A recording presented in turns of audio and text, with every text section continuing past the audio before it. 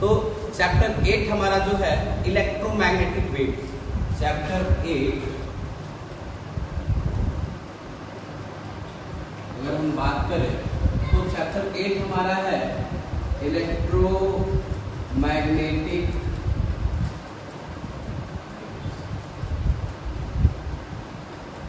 आठवां चैप्टर में यही पढ़ना है इलेक्ट्रोमैग्नेटिक वेव्स।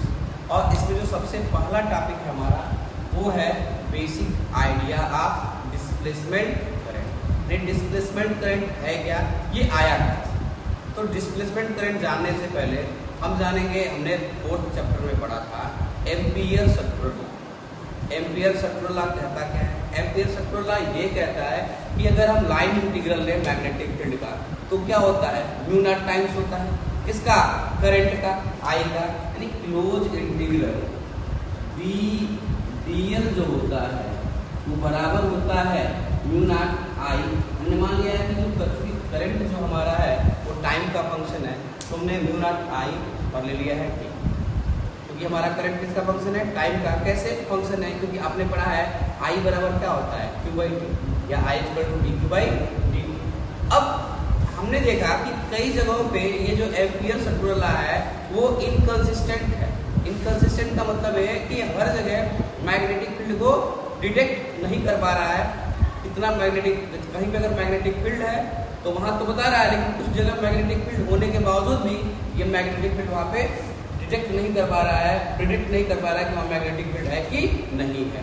तो इसी को चेक करते हैं कि कैसे पता चला कि मैग्नेटिक ये जो हमारा एम्पियर सर्कुलर लॉ है ये इनकंसिस्टेंट है, इसके बारे में। तो देखिए इसके लिए हमने एक डायग्राम बनाते हैं बेटा।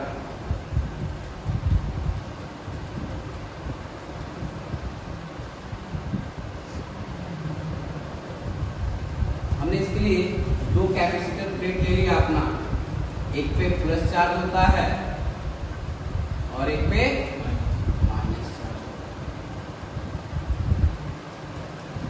और इसको हमने एक सर्किट से जोड़ दिया है, एक बैटरी से ई लगा दिया, इसको ऐड कर दिया हमने, एक बैटरी लगा दी।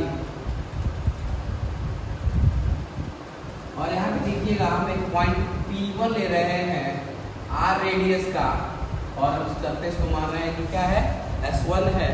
और जो प्लेट्स हैं उनके बीच में भी हम यही मान रहे हैं कि R रेडियस का हमारा सरफेस है जो क्लोज लूप है, और इसका भी रेडियस क्या है, R। और इसको हम पॉइंट P2 ले रहे हैं एट P2, और इस सरफेस को मान रहे हैं क्या है। अगर एम्पियर सर्कुलर लगाए हम कहाँ पे, P1 पे, देखिएगा यहाँ पे करंट हमारा जो फ्लो कर रहा है I है। तो अगर P1 पे एम्पियर सर्कुलर लॉ लगाए तो क्या मिलेगा, आपको पता है B इनटू, अब ये देखिएगा R रेडियस का हमारा सर्कुलर क्लोज लूप है, तो जो इंटीग्रल अगर हम डीएल का करेंगे तो किसके बराबर होगा, सर्कमफ्रेंस ऑफ सर्कल के बराबर होगा। और सर्कमफ्रेंस ऑफ सर्कल क्या होता है, 2 पाई, और ये बराबर हो जाएगा किसके, म्यू नॉट।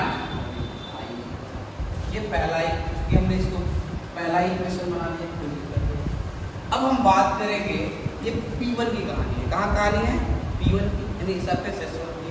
अब अगर हम प्लेटों के बीच में लेते हैं ampere circular law at P2 पे, तो हमें पता चलता है कि जो B यहाँ भी 2 पाई R ही होगा, क्योंकि R ही रेडियस लिया है। लेकिन प्लेटों के बीच में आप देखते हैं कि करंट फ्लो नहीं करती है, तो यहाँ पे जो एम्पियर सर्कुलर लॉ देता है कि B इंटू 2 पाई R है, वो किसके बराबर है, 0। लेकिन अगर हम क्या करें, यहाँ पे कोई कंपास नीडल लेके जाते हैं तो देखते हैं कि वो क्या हो जाती है, डिफ्लेक्ट हो जाती है। डिफ्लेक्ट हो जाती है, इसका मतलब ये हुआ कि यहाँ पे मैग्नेटिक फील्ड क्या है, प्रेजेंट है। और यहाँ से क्या पता चलता है कि जो B है वो हमारा 0 है, कहाँ पे, P2 पे।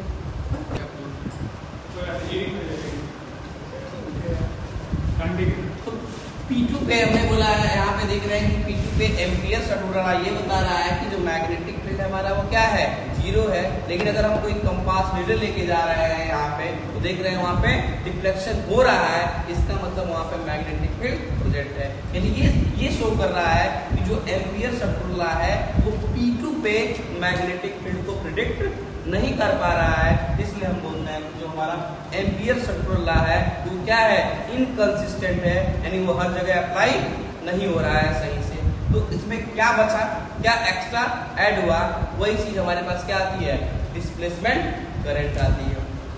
तो डिस्प्लेसमेंट करंट के लिए आपने पढ़ा था चैप्टर फर्स्ट में कि अगर दो प्लेट्स हैं हमारे बीच, दो प्लेट कैपेसिटर प्लेट हमने लिया हुआ है, तो उसके लिए जो इलेक्ट्रिक फील्ड ई होता है वो बराबर होता है सिग्मा अपान इसके एप्सिलॉन नॉट के। सिग्मा जो है वो हमारा क्या है, सरफेस चार्ज डेंसिटी है, और सरफेस चार्ज डेंसिटी सिग्मा जो होता है बेटा वो क्यू बाई ए के बराबर होता है। तो अगर हम ई लिखे तो ई बराबर क्या हो जाएगा, क्यू अपान एप्सिलॉन नॉट। अब अगर हम इलेक्ट्रिक फ्लक्स की बात करें तो हमने पढ़ा है कि जो इलेक्ट्रिक फ्लक्स हमारा है फाई ई वो बराबर होता है ई ए। इलेक्ट्रिक फ्लक्स फाई जो होता है वो ई इंटू ए के बराबर होता है। तो बेटा अगर हम ई की वैल्यू यहाँ रखें तो फाई ई बराबर क्या हो जाएगा हमारा, Q upon epsilon naught A into A से ए आपने क्या किया, कैंसिल किया, तो phi E is equal to क्या बचा आपके पास, क्यू अपान एप्सिलॉन नॉट। और आपको पता है जो करंट होता है वो किसके बराबर होता है, D Q upon D T के। तो हम देख रहे हैं हमारे पास क्यू अपान एप्सिलॉन नॉट है, D Q upon D T लाएंगे कैसे, तो हम क्या कर देंगे, इसका रेट निकाल देंगे, डिफरेंशिएट कर देंगे, D phi E upon D T. तो बेटा ये मिल जाएगा हमको क्या, डी बाई डी टी आप क्यू अपान एप्सिलॉन नॉट। अब आपको पता है कि ये 1 अपान एप्सिलॉन नॉट कांस्टेंट है, क्या मिलेगा हमें, ये D Q upon D T D phi E upon D T. हमें निकालना किसकी वैल्यू है, D Q upon D T की। D Q upon D T जो होता है वो बराबर हो जाएगा, एप्सिलॉन नॉट इधर भेज देंगे, epsilon naught d phi E upon D t. ये जो एक्स्ट्रा टर्म हमारे पास आ रहा है क्या, epsilon naught d phi E upon D t, इसे ही हम क्या बोलते हैं, डिस्प्लेसमेंट करंट कहते हैं, और इसे हम रिप्रेजेंट करते हैं आईडी से। तो आईडी बराबर epsilon naught d phi E upon D T.